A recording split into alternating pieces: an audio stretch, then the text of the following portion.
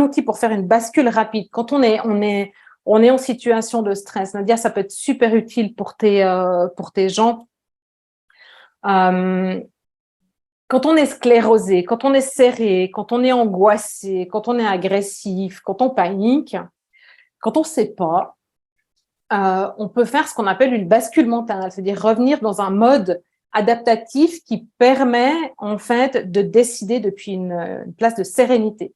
C'est une petite mécanique dans notre cerveau à avoir, donc c'est-à-dire que notre mode automatique, notre cerveau reptilien qui gère et tout ça, qui envoie les signaux de détresse, il doit juste à un moment donné accepter de laisser la place.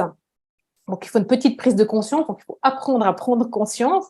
Mais au-delà de ça, alors je vous donne trois exemples, vous prenez celui qui vous parle le plus, vous pouvez même en inventer des autres, c'est imaginer la situation autrement. Par exemple, si j'étais dans 10 ans, si je me place dans 10 ans, qu'est-ce que je penserais de cette situation?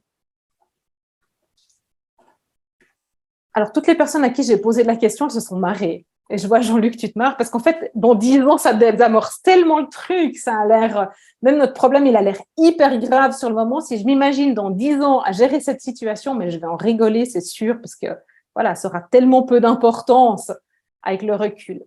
Alors que quand on a la tête dans le guidon, on fait des montagnes. On peut aussi se dire, si c'était mon meilleur ami ou ma meilleure amie qui était dans cette situation, qu'est-ce que je lui dirais? Ou l'inverse, qu'est-ce que me dirait mon meilleur ami, ma meilleure amie? Ou vous choisissez quelqu'un qui est expert dans le domaine.